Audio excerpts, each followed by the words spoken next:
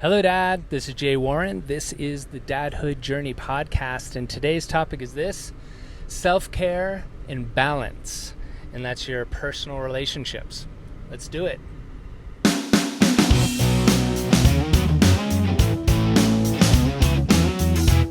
Hi, my name's Nico, and you're listening to my dad, Jay Warren.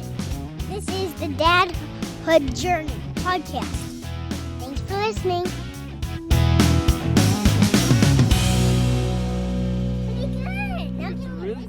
Yep. All right, so in the realm of self-care, in the realm of balance is what we're going to be talking about today. And in balance, we're talking about family and your personal relationships. Specifically, your partner and posterity is what we call it in Men of Iron. So partner is your spouse, your wife. Your posterity is your kids. And so in a self-care sense, knowing that every day we are going to do something and we've done something to put energy into our most important relationships, which is our family, will help us feel that much better. A lot of times, family life constitutes just getting things done and going to activities because they're scheduled, whether it's swim lessons or getting the kids to school or getting dinner done or having a family dinner with another family. And we're not conscious in any of those activities of how this could be a relationship building process or a relationship deconstruction process. If you're stressed within getting all these things done and you're not getting along with your spouse in it or with your kids, then it's going to deteriorate the relationship. So it's always good to be conscious of how you're either building up or breaking down your relationship and whatever you're doing with your family.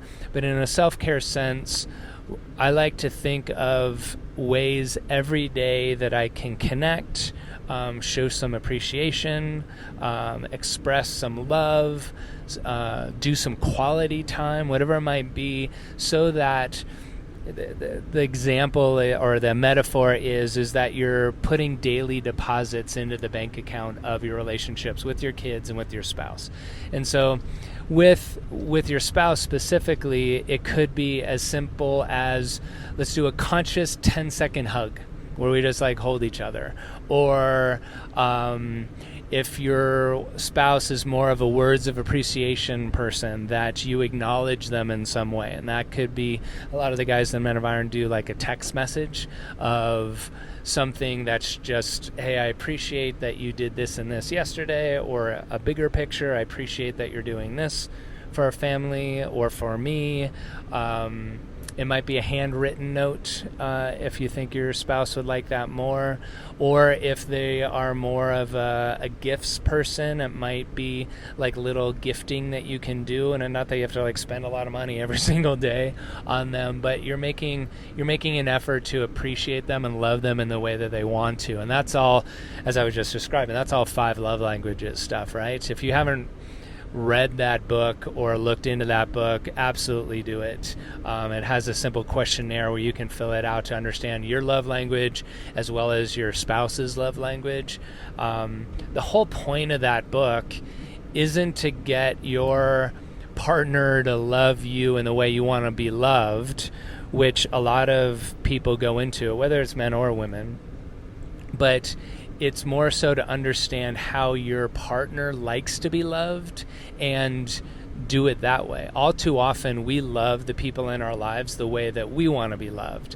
So the typical example is a lot of men and a lot of people in general, but our what is it called? I call it kinesthetic, but that's more of a academic learning language. High touch sense, in that means touching, hugging, caressing, sex, those kind of physicalities is the way that I feel loved. I also feel loved in a word sense of words of appreciation. That really fills me up when it does that. But if I'm solely a love language of touch, and I'm trying to express my love towards my partner in a high touch sense, meaning like, all right, let's get it on, let's have sex, like let's connect in that way.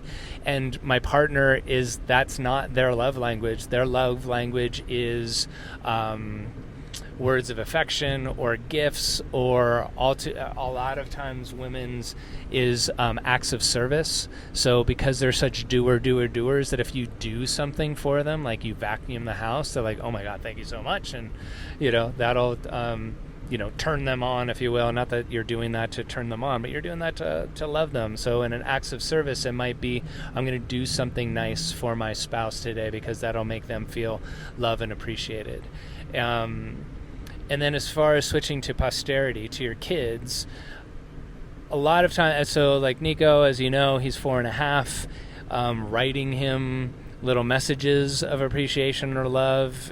He's not there. He doesn't read yet. So that's off the table. So with him, it's quality time. So I make a point of every single day spending quality time with him. It doesn't mean I'm spending like a half hour necessarily, because sometimes I just don't have that time.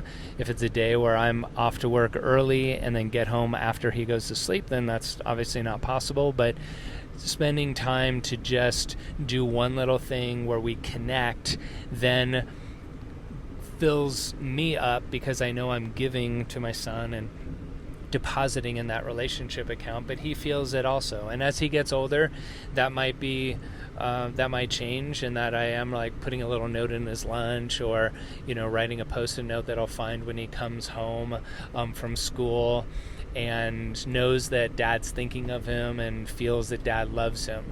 And so if your kids are younger, even if they're like infants, like quality time is really, really important. And yes, they're not going to say like, oh, thanks dad for holding me and playing with me that time, but they're going to feel it.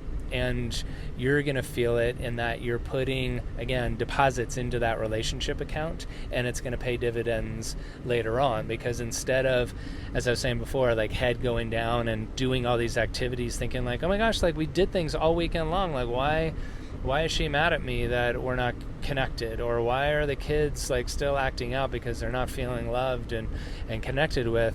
You might be doing things with them, but if you're not present and you're not giving to them more so than just driving them around to their practices, it's going to deteriorate the relationship, and you're going to start seeing more signs of an unhealthy relationship. And time again, we see that if you just do this on a daily basis and you're consciously looking at, all right, for balance today, I need to put some energy into my relationship with my spouse and relationship with my kids. What am I going to do?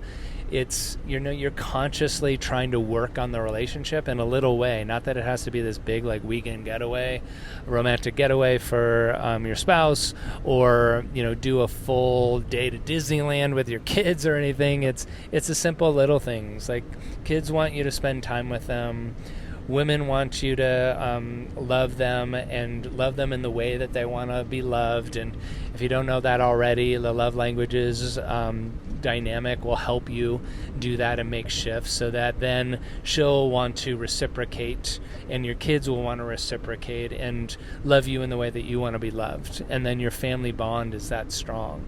So instead of thinking of, okay, on the weekend I'm going to do all these things, or this week I'm going to do date night, and that's going to make everything okay with the stress in our relationship, think of it on a daily basis. What are the little things I can do? I mean, this whole thing of self-care, it's in each of these dimensions, it's little things that can be done every day. It's moving your body for just 5 minutes. It's putting one good thing in your body nutritionally, takes care of body.